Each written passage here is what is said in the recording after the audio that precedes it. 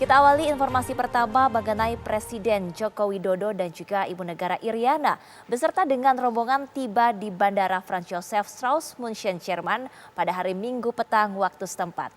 Presiden dan juga rombongan akan memulai kunjungan kenegaraan ke 4 negara, di antaranya memenuhi undangan pertemuan tingkat tinggi KTT G7.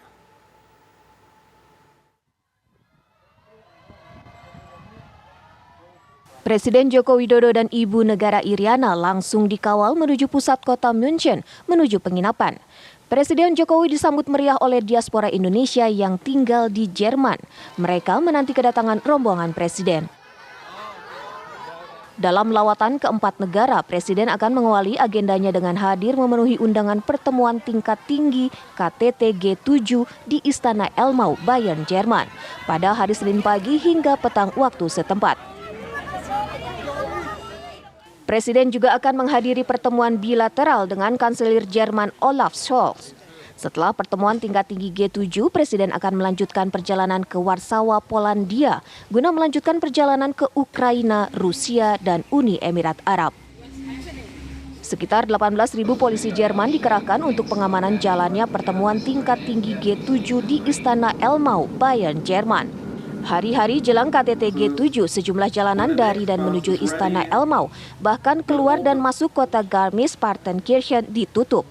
Tahun ini bukan pertama kalinya pertemuan G7 dilaksanakan. Tahun 2015 lalu, kota ini juga dijadikan lokasi KTT G7.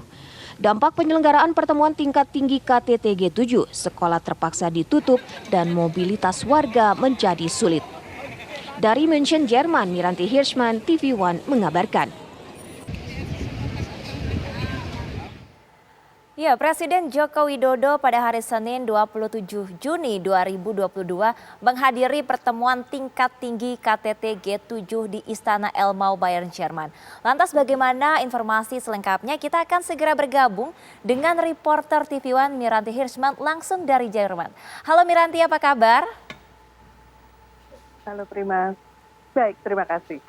Baik, silakan laporan Anda Miranti.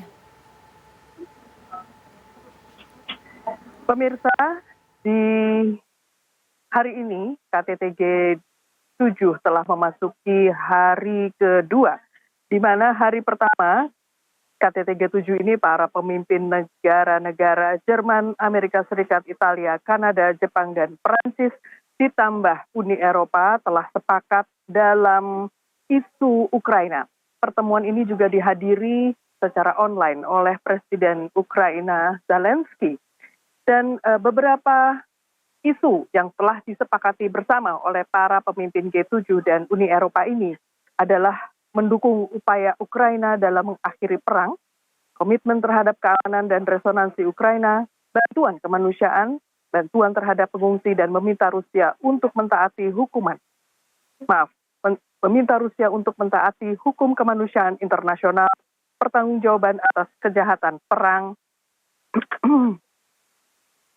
dan sejumlah sanksi-sanksi yang akan diberlakukan terhadap Rusia. Sementara itu di hari kedua, para pemimpin G7 ini juga mengadakan pertemuan dengan 5 negara mitra, yaitu Indonesia, Argentina, India, Senegal. Di hari kedua berlangsungnya KTT G7 ini, Presiden Jokowi berangkat dari Bandara Munich menuju Istana Elmau pada pagi hari waktu setempat dengan menggunakan helikopter Sikorsky CH-53 milik militer Jerman atau Bundeswehr. Dalam penerbangan tersebut, Presiden Jokowi duduk berdampingan dengan Perdana Menteri India Narendra Modi. Kanselir Jerman Olaf Scholz menyambut kepala-kepala negara dan berfoto bersama. Kita bisa melihat di dalam sesi foto ini, posisi berdiri Presiden Joko Widodo berada di baris depan dan diapit oleh tuan rumah Olaf Scholz dan Presiden Amerika Serikat Joe Biden. Dalam working lunch yang didampingi oleh Menteri Luar Negeri Retno Marsudi, Presiden Joko Widodo mengajak negara-negara G7 untuk menggunakan peluang investasi di sektor energi bersih. Indonesia membutuhkan setidaknya 25 hingga 30 miliar US dollar atau dolar Amerika untuk transisi energi 8 tahun ke depan. Dan diharapkan hal ini dapat mengoptimalkan sebagai motor pertumbuhan ekonomi dan juga pemulihan ekonomi dari krisis yang berkepanjangan pasca COVID-19. Presiden juga berbicara tentang dampak perubahan iklim, terutama yang sangat berdampak pada sektor perikanan dan pertanian. Tidak lupa Presiden Joko Widodo kembali mengundang para pemimpin dunia ini untuk hadir dalam pertemuan G20 yang akan berlangsung pada akhir tahun di Bali. Dalam pertemuan bilateral, Presiden Joko Widodo mengadakan 5 pertemuan dengan 5 kepala negara. Di antaranya, Jokowi sudah bertemu dengan Kanselir Presiden Jerman. Jokowi bertemu dengan Kanselir Jerman Olaf Scholz yang membahas penguatan kerjasama. Ya, Miranti. Baik, kemudian Presiden Joko Widodo juga bertemu dengan Presiden Prancis. Baik, Miranti, saya ingin Prima. tanyakan, ini tadi Anda menyampaikan bahwa Presiden Jokowi telah bertemu dengan Kanselir Jerman. Apakah akan ada pertemuan khusus dan kira-kira hal apa saja yang akan diperbincangkan bersama dengan Kanselir Jerman? Ya, pembicaraan dengan Kanselir Jerman telah berlangsung beberapa jam yang lalu.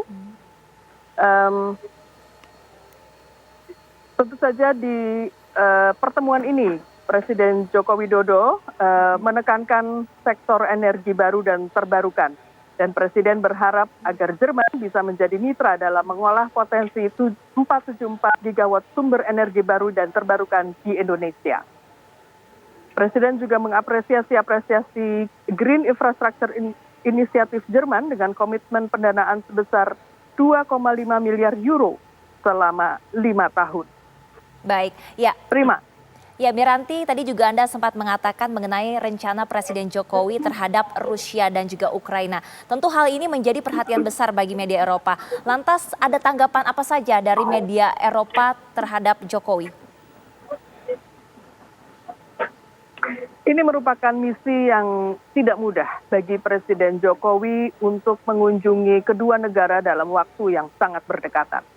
Tetapi tentu saja walaupun belum di banyak pihak atau banyak pengamat menduga bahwa pertemuan Jokowi dengan Kanselir Jerman Olaf Scholz dan juga Presiden Macron ini juga membahas masalah Ukraina tentunya. Dan tentu saja diharapkan banyak pihak berharap bahwa Presiden Joko Widodo dapat menjembatani apa yang terjadi saat ini antara Rusia dan Ukraina. Dan kita tahu bahwa sesungguhnya Ukraina merupakan lumbung pangan yang saat ini tengah dilanda krisis dari perang yang tengah terjadi, dan tentunya hal ini mengacaukan banyak hal, terutama untuk pasokan makanan atau pasokan pangan untuk seluruh dunia. Dan hal ini tentu saja menjadi salah satu hal yang harus dibicarakan juga dengan Rusia. Tetapi bagaimana perjalanan Presiden Joko Widodo dan rombongan untuk ke Kiev, Ukraina, dan Moskow, Rusia, masih kita tunggu perkembangannya di hari-hari ke depan. Prima. Baik, Miranti, untuk agenda keberadaan Presiden bersama Ibu Negara, berapa lama kurang lebih di Eropa, dan agendanya setelah ini ada apa saja yang sudah diinformasikan? Ya, agendanya adalah besok pagi rencananya Presiden Joko Widodo akan berangkat dari Bandara München menuju Polandia. Tetapi belum dipastikan ke kota apa Presiden Joko Widodo akan mendarat. Tetapi nampaknya Presiden Joko Widodo akan melanjutkan perjalanan menuju Kiev dengan kereta api seperti halnya yang telah dilakukan oleh Kanselir Jerman Olaf Scholz dan Presiden Macron, di mana beberapa saat yang lalu mereka juga bertemu dengan Presiden Zelensky dengan menggunakan kereta api dari Polandia menuju Kiev. Tentu Baik. saja perjalanan ini tidak mudah karena tidak ada kereta cepat begitu ya. Nampaknya kereta-kereta yang digunakan antara kedua negara ini masih kelasnya adalah kereta regional dan tentu akan memakan waktu yang tidak sebentar, mungkin di atas 10 jam. Baik. Kemudian Presiden Joko Widodo akan melanjutkan perjalanan menuju Rusia. Baik, terima kasih Miranti. Untuk agenda Jokowi berarti setelah ini adalah ke Polandia, ke Kiev, kemudian ke Rusia. Kita akan tunggu informasi selanjutnya, mungkin besok kita akan mengupdate kembali. Miranti melaporkan langsung dari Jerman.